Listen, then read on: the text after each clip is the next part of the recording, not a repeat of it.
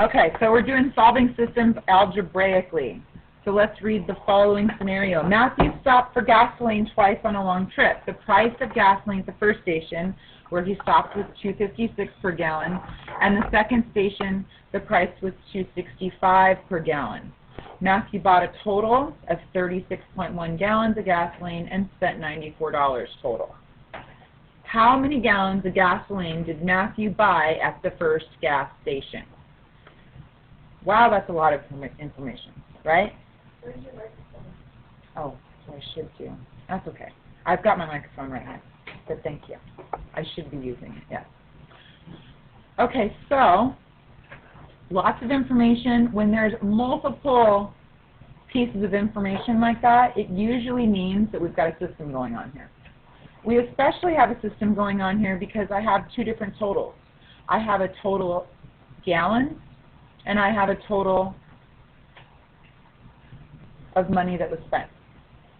All right, so what are they asking me for? They're asking me for how many gallons. So let's set that up first. There's two different places where I bought gallons of gas, right? So there was a first station and there was a second station. The first station, let's say, let X equal the amount of gallons that was bought. And let's let Y equal the amount of gallons that were bought at the second station. Make sense? All right, so let's reread this and talk about our totals. Matthew stopped for gasoline twice. The price of gasoline at the first station he stopped at was $2.56 per gallon, right? Underline that.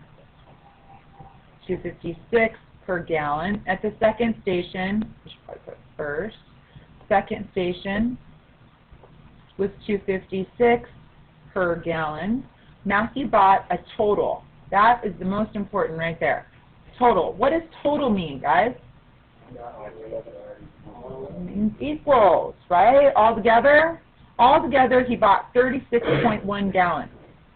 36.1 gallons. All together equals. And spent a total of 94, right? $94. How many gallons of gasoline did Matthew buy at the first station? All right, forget about the first station for now. We know we've got a system. We know we've got this 256 and 265 that we got to deal with, right?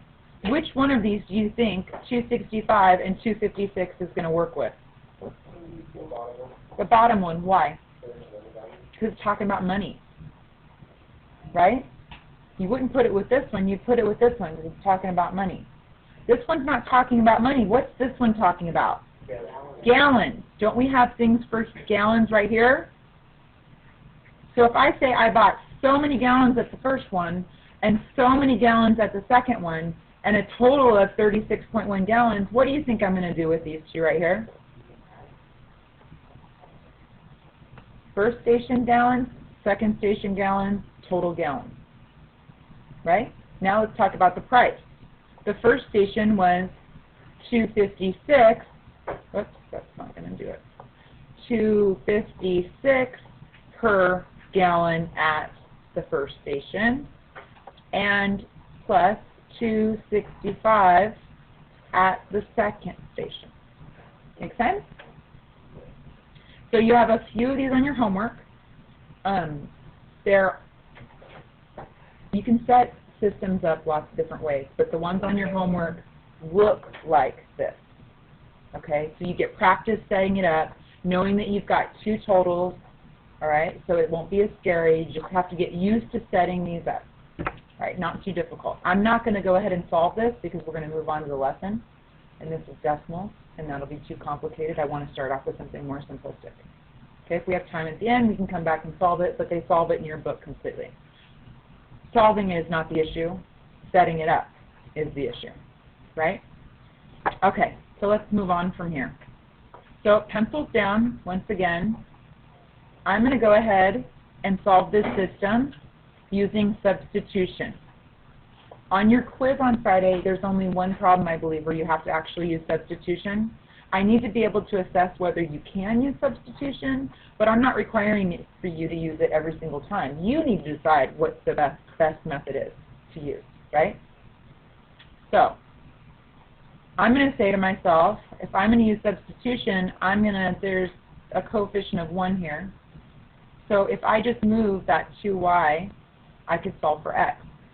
So that's where I'm going to begin. I'm going to say x equals negative 2y plus 15. Now I can take that and I can substitute negative 2y plus 15 in right here for x. So when I do that, I get 2 times whatever x is minus 3y equals 2. X equals negative 2y plus 15. Go ahead and distribute, and I get negative 4y plus 30 minus 3y equals 2.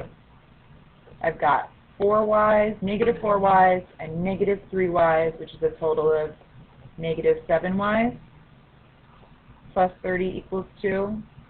Then I'm going to subtract 30 from both sides. Starting to look like I've got an end. Negative 7y equals negative 28. Divide by negative 7, divide by negative 7. Y equals positive 4. But we're not done yet, right? Let's take that, substitute it right there. So I'm going to say x equals negative 2y plus 15. My y is 4. Finish this out and say x equals negative 8 plus 15. So x equals 7. I'm not done until I actually write my solution, 7 comma 4. Because what is this that I'm finding? Solution to what? Where these two equations meet, right? Where they intersect. We've been graphing, now we're doing it algebraically. So I chose a variable, I solved, I substituted. That's what we're going to do on each one of these. Any questions so far? All right, I'm going to do 3 different types of solving for systems, and then we'll work together. This one, I see that I've got 2 positive y's. If I were to apply a negative to everything in that bottom equation, I could eliminate my y's. So I've got 2x plus y equals 4, negative 3x minus y equals negative 8. My y's cancel. I'm left with negative x equals negative 4. If the opposite of x is the opposite of 4, then x equals 4. I think I will substitute it back into the top one. So I have got 2 x's, I should use black. I've got 2 x's plus a y equals 4. I know that my x's have a value of 4. Further simplify, I get 8 plus y equals 4. Subtract 8 from both sides, and I get y equals negative 4. So my solution is 4, negative 4. If I have to go searching for the solution, you're not going to get full credit on that quiz on Friday or your test. Make sense? Is x equals 4 and y equals negative 4 the answer to this problem? No, right? 4 comma negative 4 is the answer to this problem. Okay, guys, understand the difference between the two? And just be careful, because after you do that much work, sometimes you forget, oh, I need to go back and answer the question. Okay, understood? Questions on any of this? This is ugly. Make this look prettier.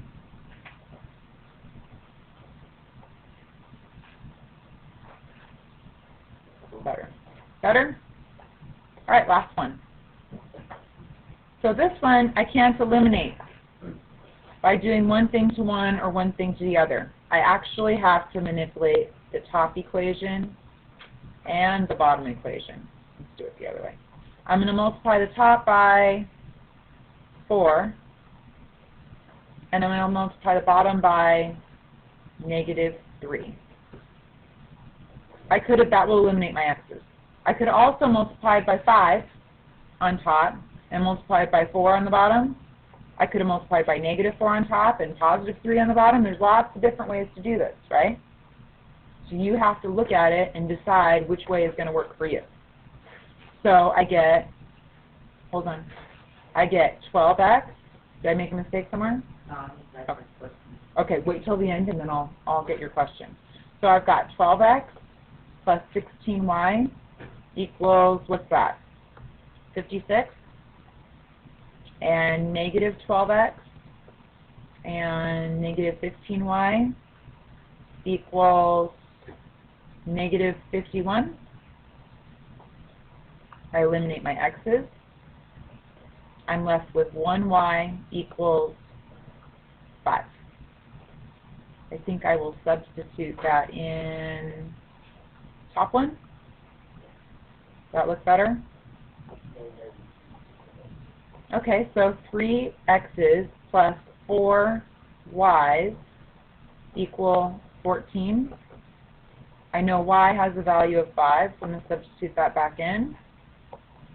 And I get 3x plus 20 equals 14. Subtract 20 from both sides, and I get 3x equals -6.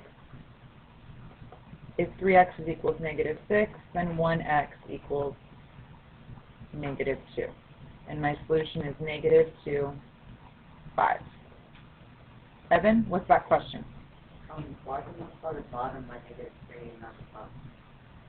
Because I like to have my negatives in the bottom. Doesn't really matter. Just habit. Could have done it the other way. Yes.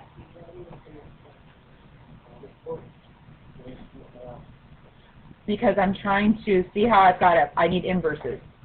So since the top now has 12x and the bottom has -12x, when I combine them, I cancel out my x's.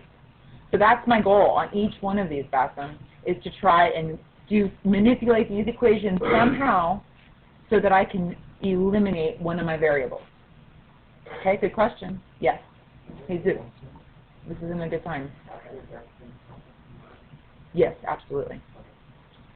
Any more questions? All right, why don't you guys try one?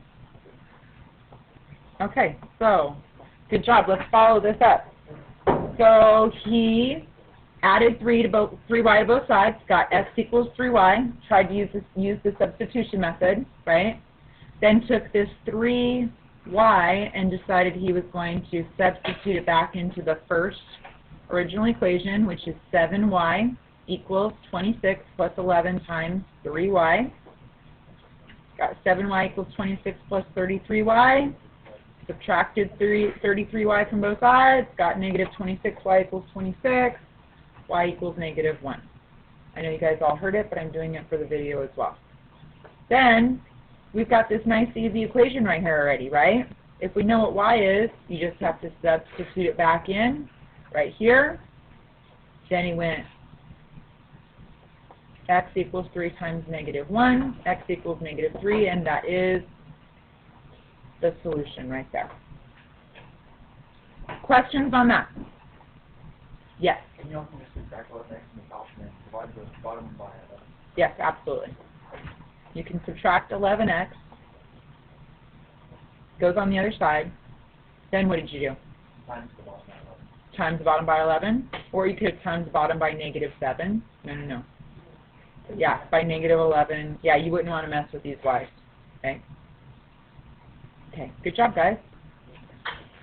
Try another one. Okay, let's begin. So we're multiplying the top by -2, bottom by 2.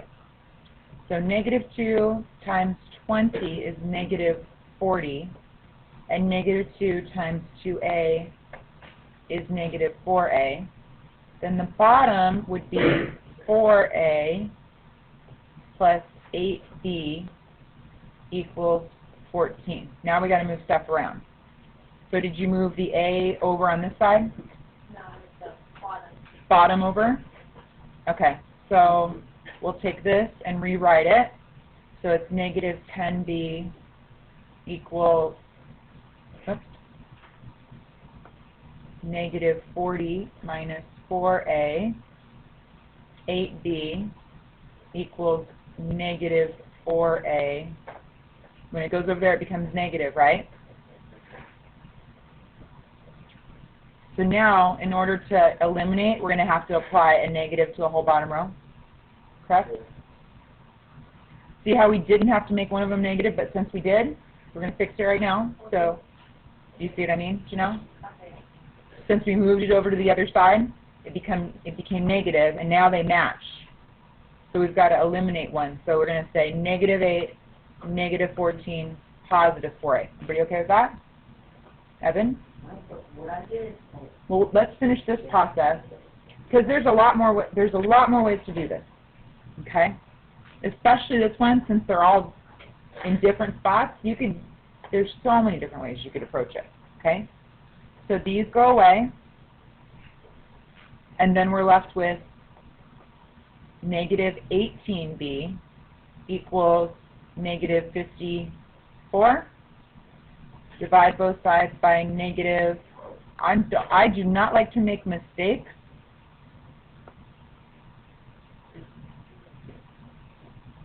So I factor. 54 is 9 times what? 9 times 6, right? 54? So, I know, but I like to make sure I don't make any mistakes.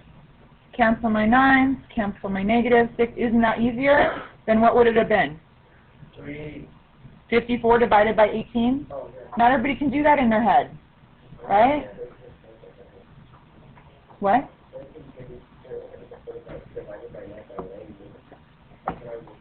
And that's what you should be doing things and manipulating numbers. I'm just showing you what I'm doing in my head. 6 divided by 2 is 3.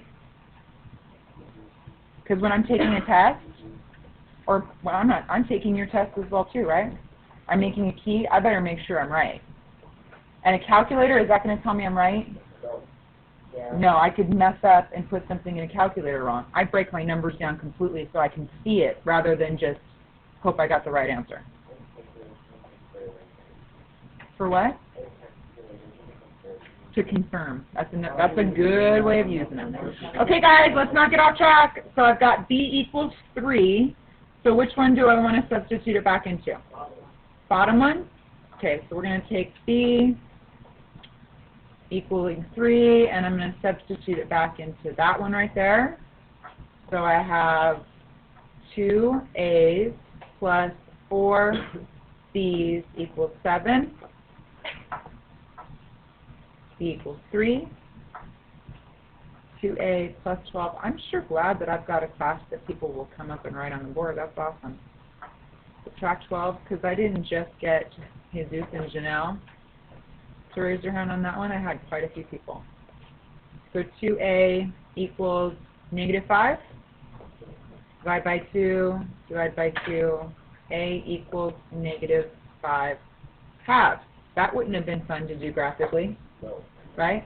That's why we use the algebraic method, because when it's not easier graphically, and we've got fractions, it is a lot of work. So tomorrow is going to be even more work, right? If you've got 3 variables, you're going to have to think tomorrow. So should you do your homework tonight? Because if you don't have this down, you're really gonna get your head below water, underneath water tomorrow. Okay? Any questions on this, Evan? what I did, I just kept it on the top, the 2 ways, and go to the other side. Uh-huh. And then, yeah, I kept it the 2 way out. Good. That was probably the quickest way to do it. Just subtract 2A from both sides, and then you could eliminate the 2A's. Alrighty, what about this one? No, let's get somebody else to go up. Okay. So Bassam decided he was going to multiply the top by -2. He got -4x plus 8y equals -56. Then he added 5y to both sides. Then he eliminated his x's, ended up getting y equals -3. Then substituted it back into the top equation. Hey, check this out. Couldn't you also have done this? Divide the top equation by 2. The top, listen up, if you divide the top by 2, you would get x equals, guys, x minus 2y equals 14. Then you could switch that to x equals 2y plus 14. Then substitute that back in here. Just saying. Yes. I can't, guys, you're being rude, I can't hear. I moved 4y to the other side and broke it down that way. Matches that way. Yep, got the same answer, right? Yeah. Good. All right, I've got to hit one more thing, guys, before this bell rings. If I multiply the bottom by 8, wouldn't I get 8y minus 2x equals 48? I would hold on a second. Don't those match? They are the same line. I multiplied the bottom by 8. And this one, if I were to multiply the top by 2, I would get 2x minus y equals -6. Does that match? No, one says -6, one says 6. That's no solution. All right, that's it, guys. I grade these out of 9.